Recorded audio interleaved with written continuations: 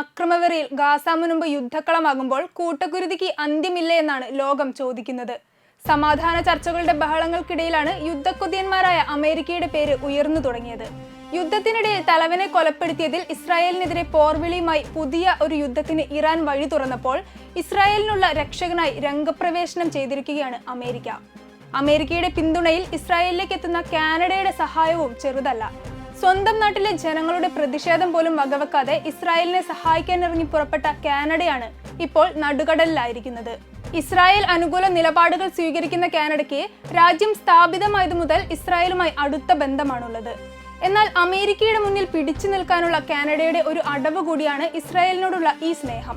Canadian മനുഷ്യാവകാശ വക്താക്കൾ ഇസ്രായേലിലേക്കുള്ള ആയുധ വിൽപ്പന അവസാനിപ്പിക്കാൻ ഗവൺമെന്റിന്റെ മേൽ സമ്മർദ്ദം ചെലുത്തുന്നുണ്ടെങ്കിലും ട്രൂഡോ സർക്കാർ അത് അവസാനിപ്പിക്കാൻ തയ്യാറല്ല. ഏറ്റവും വലിയ സഖ്യകക്ഷിയെ പിണക്കാനുള്ള മടി തന്നെ കാരണം. അമേരിക്കയെ പ്രീതിപ്പെടുത്താൻ കാനഡ ഇസ്രായേലിനെ സഹായിക്കുമ്പോൾ കാനഡയുടെ രാഷ്ട്രീയ മുതലെടുപ്പ് കൂടിയാണ് ഇതിനിടയിലൂടെ നടക്കുന്നത്.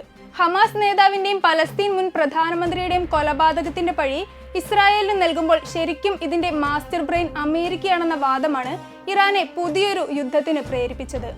അമേരിക്കയുടെ പിന്തുണയോടെ ഇസ്രായേൽ നടത്തിയ കൊലപാതകത്തിൽ അരിശം പൂണ്ട ഇറാൻ പഴയ യുദ്ധമുറകളൊന്നും മറന്നു കാണാൻ വഴിയില്ല. വർഷങ്ങളായി തുടരുന്ന ഇറാൻ ഇസ്രായേൽ കുടിപ്പകയിൽ ഇറാന്റെ പരോക്ഷമായ വെല്ലുവിളി സ്വീകരിച്ച് യുദ്ധമുഖത്ത് സാന്നിധ്യം പ്രകടിപ്പിക്കാൻ തയ്യാറെടുക്കുന്ന അമേരിക്കയുടെ വിലയിരുത്തൽ ഇറാന്റെ ഭാഗത്തു നിന്നും ശക്തമായ പ്രത്യാക്രമണം ഉണ്ടാകില്ല എന്നാണ്. ഇത്തരം സാഹചര്യങ്ങളിലാണ് പല നാണംകെട്ട തോൽവികളും ചരിത്രത്തിൽ തങ്ങൾക്കുണ്ട് എന്ന കാര്യം അമേരിക്ക മറക്കുന്നത്. രണ്ടും കൽപ്പിച്ചാണ് ഇറാന്റെ വരവ്. ആക്രമണം ഉണ്ടാവുമെന്ന് ഉറപ്പായതോടെ ജനങ്ങളോട് മുൻകരുതൽ എടുത്തു നിൽക്കാൻ ഇസ്രായേൽ ആവശ്യപ്പെട്ടിട്ടുണ്ട്.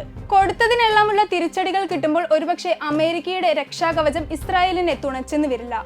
ആവശ്യത്തിന് ഭക്ഷണവും വെള്ളവും കരുതി യുദ്ധത്തിനൊരുങ്ങുമ്പോൾ ഇതുവരെ ഉപയോഗിച്ചിട്ടില്ലാത്ത ആയുധങ്ങൾ ഇസ്രായേലിന് നേരെ പ്രയോഗിക്കുമെന്ന ഇറാന്റെ ഭീഷണി ഭീതിയോടെ തന്നെയാണ് ഇസ്രായേൽ സ്വീകരിച്ചത്. US നിർമ്മിത F-16, F-15, F-35 യുദ്ധവിമാനങ്ങളുടെ വ്യൂഹം കരുത്തു പകരുമെന്ന വിശ്വാസം ഇസ്രായേലിനെ രക്ഷിക്കട്ടെ. ഇറാനെതിരായ പ്രത്യാക്രമണത്തിൽ US പങ്കെടുക്കില്ലെന്ന് ഇസ്രായേൽ പ്രധാനമന്ത്രി ബെഞ്ചമിൻ നെതന്യാഹു വ്യക്തമാക്കിയിരുന്നെങ്കിലും ഇത്രയും സൈനിക സന്നാഹങ്ങളുടെ അകമ്പടി അമേരിക്കയുടെ പങ്കാളിത്തം വ്യക്തമാക്കുന്നുണ്ട്. ഒരു കാരണത്താലും പിന്നോട്ടു പോകാൻ ഇറാൻ പദ്ധതിയിടുന്നില്ല. തിരിച്ചടിയല്ലാതെ മറ്റു വഴികളൊന്നും സ്വീകരിക്കുന്നുമില്ല. സംഘർഷത്തിൽ നിന്ന് വിട്ടുനിൽക്കണമെന്ന പാശ്ചാത്യ രാജ്യങ്ങളുടെ ആവശ്യമടക്കം നിരസിച്ച ഇറാന്റെ പ്രതികരണം അത്തരം ആവശ്യങ്ങൾക്ക് രാഷ്ട്രീയ യുക്തിയില്ലെന്നാണ്. കൂടാതെ 40,000-ലധികം ആളുകൾ കൊല്ലപ്പെട്ട ഗാസയിൽ ഇസ്രായേൽ നടത്തുന്ന മനുഷ്യക്കുരുതിയിലും പശ്ചിമേഷ്യയിലെ മറ്റു ഭാഗങ്ങളിൽ നടത്തുന്ന വിവിധ ആക്രമണങ്ങളിലും നിശബ്ദരായിരിക്കുന്ന പാശ്ചാത്യ രാജ്യങ്ങൾ തങ്ങളോട് മാത്രം പിന്മാറാൻ പറയേണ്ടെന്നുമാണ് ഇറാന്റെ നിലപാട്.